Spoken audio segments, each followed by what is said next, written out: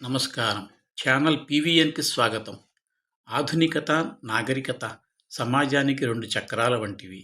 వాటి మధ్య సమన్వయం, సమతుల్యతే సమాజాన్ని ప్రగతి పథం వైపు నడిపిస్తాయి. లేదా స్ సమాజం కుంటుపడుతుంది. ఆధునికత అంటే ఏమిటి? నాగరికత అంటే ఏమిటి? ఈ రెండిటిని ఎలా ఒక సమతుల్యత పాటించాలన్న విషయాలు తెలుసుకుందాం మనం. మనిషి మాటలు రాని దశ నుంచి మహాకావ్యాలు రాసే దశకెదిగాడు. చీకటి గుహలో నివసించే దశ నుంచి వెలుగులు విరజిమ్మే ఆకాశ హమ్యాలలో నివసించటం వరకు ఎదిగాడు. మానవుడి ఈ ప్రగతిలో ఆధునికత ఎంతో కీలకమైన పాత్ర వహించింది. ఆధునికత అంటే సాంకేతిక విప్లవం. సాంకేతికతలో పురోభివృద్ధే ఆధునికత.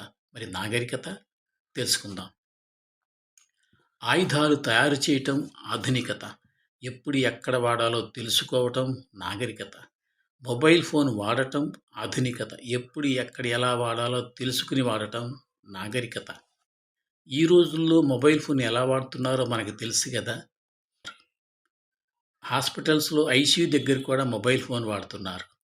నిషిద్ధ ప్రదేశాలలో మొబైల్ ఫోన్ వాడుతున్నారు. అలాగే రోడ్ల మీద 2 వీలర్స్ నడుపుతూ భుజం మీద మొబైల్ పట్టుకు నడుపుతున్నారు. ఇది ఏ నాగరికత? నాగరికత అంటే మెరుగైన సమాజ నిర్మాణమే నాగరికత. సమాజ శ్రేయస్సు కోసం పనిచేయటమే నాగరికత. నా మాటల వల్ల కానీ, చేతల వల్ల కానీ పక్కనున్న వ్యక్తికి హాని కలుగుతుందేమోనని ఆలోచించడమే నాగరికత. ఆధునికత తుపాకీలోని బుల్లెట్ వంటిది.